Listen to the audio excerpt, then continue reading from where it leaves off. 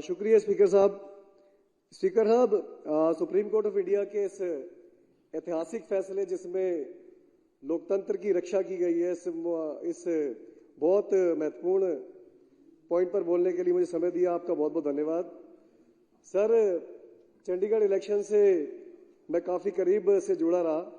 2021 के अंदर हमने बहुत मेहनत की, मेरे साथ बहुत सारे लोगों ने मेहनत की और उसका नतीजा हमें कल मिला है।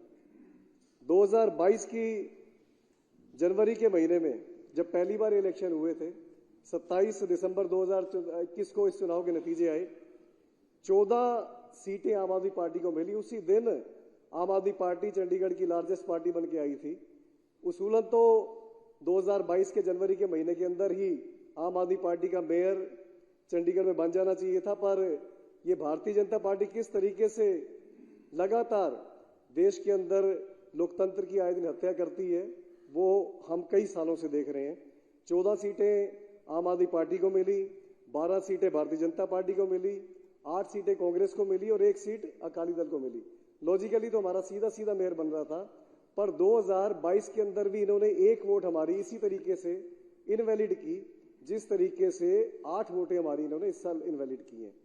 तो मैं सुप्रीम कोर्ट ऑफ इंडिया से यह भी गुहार लगाना चाहूंगा कि उस साल के नतीजों का भी एक बार निरीक्षण कराया जाए और उस साल के नतीजों में भी ये पाएंगे कि साफ तौर पर एक वोट को ऐसी टिक लगाकर इनवैलिड कर दिया गया था, नहीं तो 2022 के अंदर ही हमारा ये मेयर चंडीगढ़ के अंदर होता। तो आज वो सारे साथी जिन्होंने तब जाकर मेहनत की थी, बहुत इस चीज पे तसल्ली व्यक्त कर रहे हैं। और सिर्फ आम आदमी पार्टी वाले ही नहीं, पूरे देश के वो लोग जो चुनावी प्रक्रिया में, एक निष्पक्ष चुनावी प्रक्रिया पे भरोसा रखते हैं, उन सबके दिल में कल का ये फैसला आने के बाद बहुत तसल्ली है। जब इस साल आम आदमी पार्टी और कांग्रेस ने ये चुनाव मिलकर लड़ने का निर्णय लिया, तभी से बीजेपी के होश उड़े हुए थे। स्पीकर साहब, हमारे एक एक काउंसलर को किसी भी तरीके से तोड़ने की, डराकर, धमकाकर, खरीदकर बेहिसाब कोशिशें भारतीय जनता पार्टी द्वारा की गई।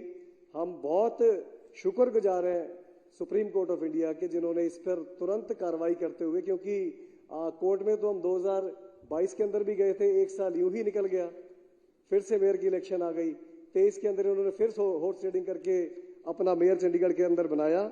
और इस साल जब तय हुआ कि आम आदमी पार्टी और कांग्रेस मिलकर लड़ रहे हैं, उस दिन से इनके होश उड़े हुए थे। जिस दिन चुनाव की पिछली तारीख थी, तो प्रिसाइडिंग ऑफिसर जो अनिल मसीह बता रहे थे, उन्होंने सिर्फ इतना एक टेलीफोनिकली मैसेज कर दिया, क्योंकि नंबर पूरे नहीं हुए थे, कि जी मेरी तबीयत खराब है। सिर्फ उसी बुनियाद के ऊपर ही इन्होंने उस दिन इलेक्शन पोस्टपोन कर दिया। उसके बाद जब 30 जनवरी को इलेक्शन हुए, मैं खुद वहां पर मौजूद था चंडीगढ़ में। स्पीकर साहब, जिस टाइम हमारे एलओपी ने ये ऑब्जेक्शन उठाया कि आप पेन लाल या हरे रंग का इस्तेमाल करें, तो वहां उनसे पूछा गया जी आप पेन कौन से रंग का इस्तेमाल करें, वो बोल रहे हैं जी मैं नीले रंग का ही इस्तेमाल करूंगा। अब प्रिसाइडिंग ऑफिसर के आगे कोई बोल नहीं सकता। इस चीज पे ऑब्जेक्शन उठाने के बाद भी उन्होंने पेन का कलर चेंज नहीं किया, क्योंकि नीले रंग की स्टैंप लग रही थी और नीले रंग के पेन से हेराफेरी करनी थी। तो वहीं से तय हो गया था कि भारतीय जनता पार्टी ने बहुत घटिया साजिश आज के इस चुनाव को जीतने के लिए रच रखी है।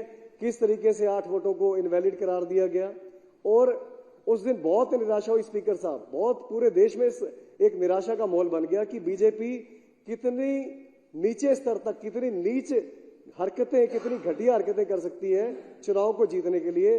लोगों की मर्जी के खिलाफ, चंडीगढ़ के लोगों की मर्जी के खिलाफ 8 वोटों को इनवैलिड करार देके भारतीय जनता पार्टी का जबरदस्ती मेयर बनाया गया। बहरहाल सुप्रीम कोर्ट ऑफ इंडिया ने इस चीज की सुनवाई की और बहुत शानदार तरीके से एक एक तथ्य पर गौर करते हुए उन्होंने पिछले हफ्ते ये बोल दिया था कि हम इस तरीके से देश के अंदर डेमोक्रेसी का मर्डर नहीं होने देंगे। उस दिन से एक उम्मीद की किरण जागी थी और कल जो निर्णय आया उसने बहुत पूरे देश के अंदर एक खुशी का माहौल बनाया। पर भारतीय जनता पार्टी वालों से देश को यही उम्मीद होनी चाहिए कि जब चुना ही था कत्लेआम का हुनर देखकर, तो लाशों के ढेर देखकर हैरान क्यों हो। ये सारे देश को उम्मीद होनी चाहिए कि ये कत्लेआम का हुनर देख के चुना था। ये इंसान मारने में शर्म नहीं करते, पर अब तो इंसानों से बढ़कर, इंसानों के लिए जो संविधान बनाया गया, जो लोकतंत्र बनाया गया, उसको मारने तक के हिचक नहीं कर रहे। तो देश को बहुत संजीदगी से सोचना चाहिए निर्णय का समय बहुत जल्दी आने वाला है कि लोकतंत्र की हत्या करने वालों को चुनना है या लोकतंत्र को मजबूत करने वालों को चुनना है, क्योंकि समय की सीमा है। स्पीकर साहब, मैं जहां सुप्रीम कोर्ट ऑफ इंडिया के इस फैसले का स्वागत करता हूं, दिल से उनका आभार करता हूं, वहीं सभी देशवासियों को बधाई भी देता हूं कि इस मुश्किल दौर में, इस अंधेरे में एक रोशनी की किरण सुप्रीम कोर्ट ऑफ इंडिया के इस फैसले से आई है। आपने इस बहुत महत्वपूर्ण मौके पर मुझे बोलने का समय दिया। Thank you very much. धन्यवाद।